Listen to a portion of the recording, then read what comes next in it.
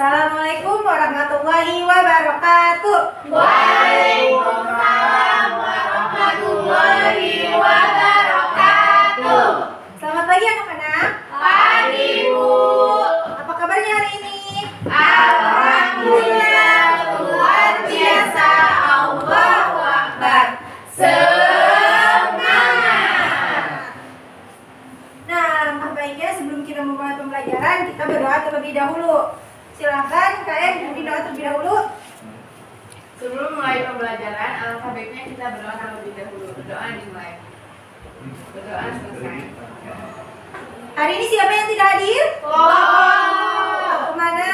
izin. Ada lagi? Udah. Nah, semoga di pertemuan kita berikutnya Popo dapat hadir kembali dan mengikuti pembelajaran seperti biasa ya. Amin. Di sini kalian semua ada yang pernah melihat bunga teratai atau eceng gondok? Pernah, Bu.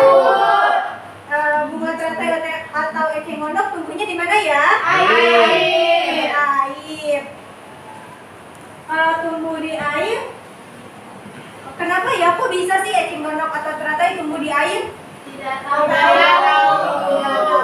Nah, karena kalian tidak tahu, kita akan membahasnya nih dalam pembelajaran kita kali ini, yaitu di tema 2 persatuan dan perbedaan, subtema 1 rukun dalam perbedaan, pembelajaran ketiga. Nah, di pembelajaran ketiga ini kita akan membahas mengenai adaptasi tumbuhan untuk menjawab pertanyaan kita tadi. Kenapa sih teratai sama eceng gondok bisa mengapung di air ya? Dan selain adaptasi tumbuhan, kita akan belajar mengenai peta pemikiran. Kita mulai saja ya pembelajaran kita hari ini. Ya, Bu. Nah, sebelumnya kalian perhatikan, Ibu membawa apa?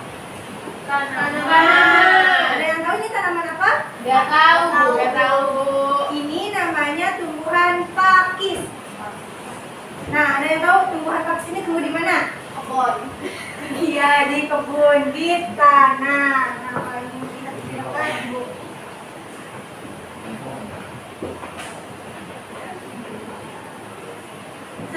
Tumbuh di tanah, di tanahnya tanah yang tandus, tanah yang lembab atau yang basah? Lembab. Iya, benar sekali. Di tanah yang lembab. Nah, ada yang ingin membacakan teks yang ada di depan? Bu. Coba, Elsa. Tumbuhan beradaptasi untuk mempertahankan hidupnya. Adaptasi adalah ciri-ciri khusus yang dimiliki tanaman atau tumbuhan untuk hidup pada tempat atau daerah tertentu. Berdasarkan habitatnya, tumbuhan dibagi menjadi 3 jenis. Yang pertama, hidrofit. Tumbuhan yang sebagian tubuhnya ada permukaan air. Akarnya berada di air, memiliki rongga udara di dalam batang atau tangkai daun. Daunnya muncul ke permukaan air. Contohnya eceng gondok, kangkung, dan kiambak. Terima kasih Elsa sudah membacakannya. Iya betul, yang pertama yaitu ada hidrofit, yaitu tumbuhan yang tubuhnya ada di permukaan air, akarnya berada di dalam air. Nah, berarti tadi teratai dan eceng gondok termasuk kepada tumbuhan apa? Hidrofit. Tadi selain teratai dan eceng gondok ada apa lagi?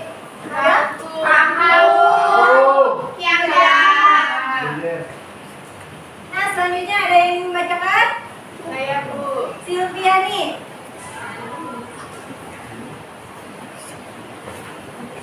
Hidrofit tumbuhan yang hidup di daerah lembab. Tumbuhannya terdiri atas bagian-bagian akar, batang, dan juga daun. Batangnya pada umumnya tidak tampak karena terdapat di dalam tanah. Daunnya yang muda umumnya melingkar dan atau murid bulu. Yang contohnya yaitu lumut, paku, dan gadarusa. Lalu selanjutnya ada Xerophyt. Tumbuhan yang hidup di daerah yang kering, tumbuhan ini memiliki daun tebal, sempit, kadang-kadang berubah bentuk menjadi bentuk duri, sisik, dan atau bahkan tidak mempunyai daun. Batangnya tebal dan mempunyai jaringan untuk menyimpan air. Akarnya panjang. Contohnya yaitu kaktus, buah naga, dan juga kurma. Maaf ya, ini ibu ada kesalahan, lupa untuk lempunya. Nah, selanjutnya yaitu ada higrofit, yaitu tumbuhan yang hidup di daerah lembab. Nah, seperti tadi pohon apa yang ibu bawa? Pakis. Ya, pakis. Hidup di daerah yang lembab. Selanjutnya yaitu ada xerophyt, tumbuhan yang hidup di daerah yang kering. Nah, xerophyt ini berdaun tebal, sempit, kadang berubah menjadi bentuk duri, sisik, atau bahkan tidak mempunyai daun. Contohnya ini ada gambar apa? Lidah buaya. Iya, ada gambar lidah buaya. Dan ada contohnya itu kaktus. Nah, selanjutnya ibu ada lembar apa sih yang harus kalian isi? Ibu bagikan ya. Ini duduknya sudah berkelompok kan? Sudah, Bu.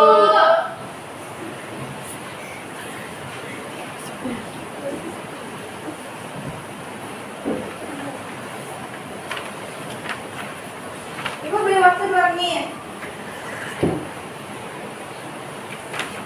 Sudah? Sudah, Bu. Nah, coba perwakilan setiap kelompoknya maju ke depan. Perwakilan kelompok 1, 2, 3, 4, dan 5. Maju ke depan. Coba kalian tempelkan.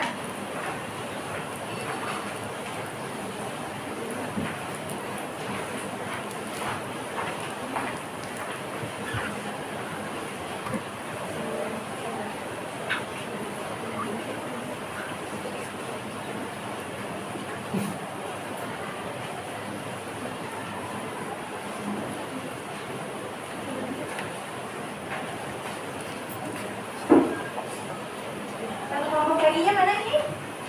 Sudah hadir, Bu. Ayo, satu kelompok baginya. Ini.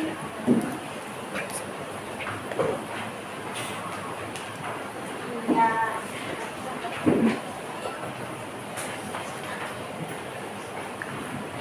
Kita bahas bersama ya. Ya, Bu. Ya, Bu. Yang kapilah kata pikiran di bawah ini untuk mengetahui bagian tumbuhan beradaptasi dan melindungi diri. Nah, contohnya ada teratai, yaitu cara tumbuhan beradaptasi dan melindungi dirinya memiliki batang merongga dan berdaun yang lebar. Nah, kemudian ada eceng gondok, memiliki batang merongga dan berdaun lebar. Betul ya? Betul, Bu. Yang terus ada lumut, tumpah lumut memiliki batang merongga dan berdaun lebar. Betul atau salah? Betul. Ini salah ya.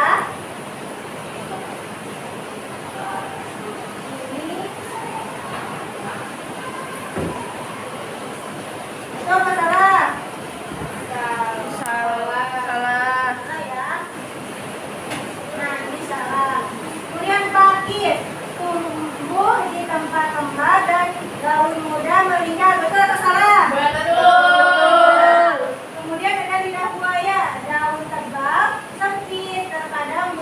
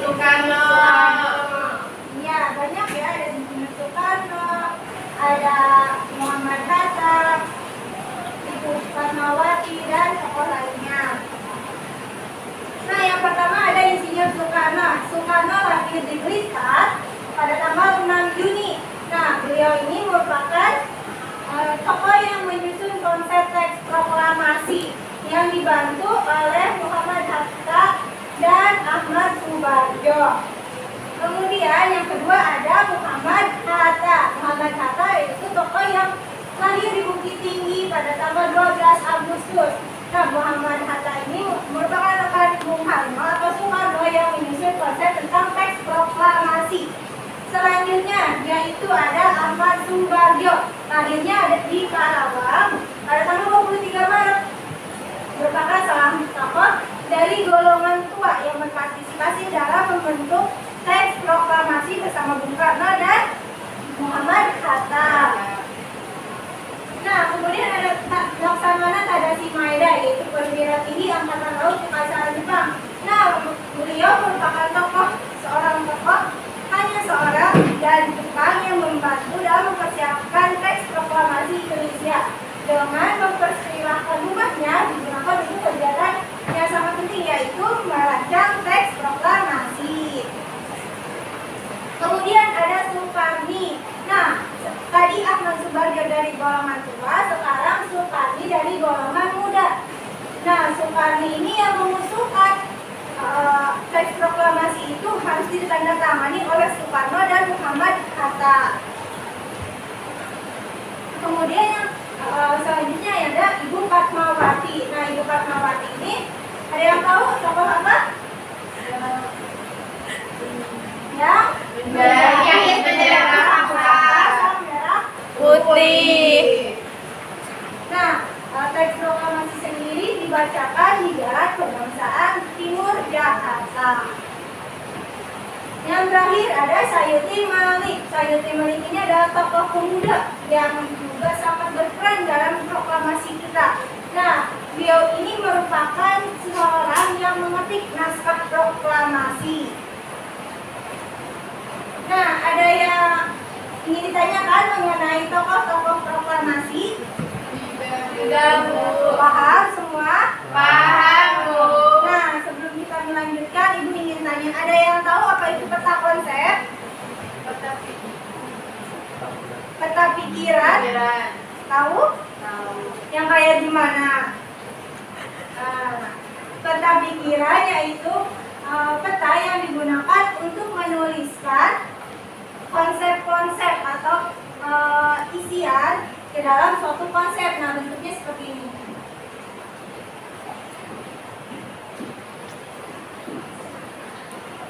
Seperti tadi kita mengisi tentang adaptasi tumbuhan. Nah, tadi adaptasi tumbuhan pun dalam berbentuk konsep peta pemikiran. Nah, dalam peta pemikiran ini ada yang namanya 5W1H untuk mengisi peta pemikiran ini. Nah, ada yang ingat 5W1H itu apa saja? Ada what, who, how, Why? when, dan When. Iya, ada apa, siapa, kapan, gimana, mengapa, dan bagaimana. Nah, paham tentang peta pemikiran? Paham, Bu. Nah, selanjutnya Ibu ada LKSP nih yang harus kalian isi mengenai peta pemikiran tentang tokoh-tokoh proklamasi. Kerjakan bersama kelompoknya ya. Baik, Bu.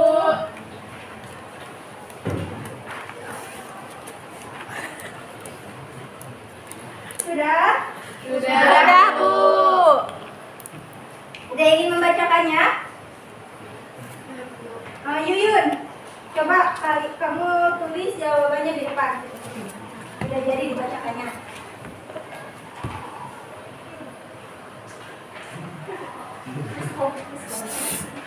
Jelas saja ya. Kita pemikiran tentang yang mana yang mau isi.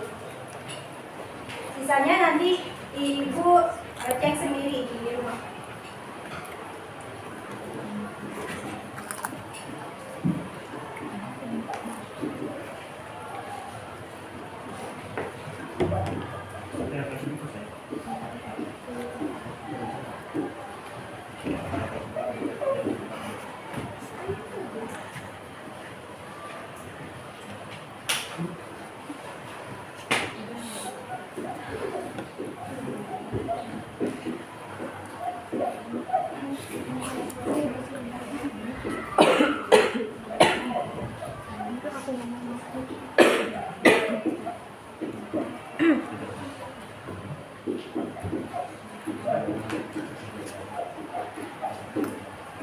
Ya, terima kasih.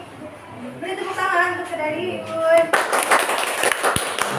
Nah, di dalam peta pemikiran ini, Yuyun mengisi di tempat kapan, menanyakan konsep kapan. Kapan di sini Yuyun mengisi dengan Soekarno lahir pada tanggal 6 Juni tahun 1901 dan mengisi pada kolom apa, yaitu membuat atau merancang teks proklamasi. Jadi mereka membuat dan merancang teks proklamasi.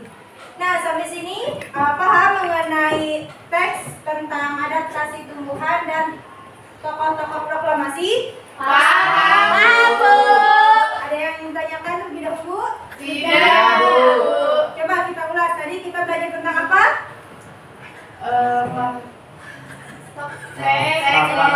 Proklamasi, tokoh-tokohnya, Lalu tumbuhan, adaptasi tumbuhan. Nah, di sini Ibu ada lembar evaluasi nih yang harus kalian isi.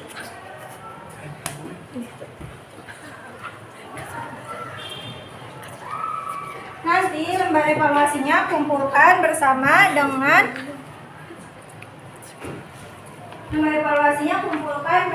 dengan lembar LKS yang tadi Ibu bagikan. Siap, Bu. Ibu beri waktu 2 menit ya. Baik, Bu. Kalian isi, sesuaikan dengan jenis soalnya. Itu ada esai, ada isian singkat dan PG. Sudah? Sudah, Bu. Coba kita tukarkan jawaban kalian, kita samakan.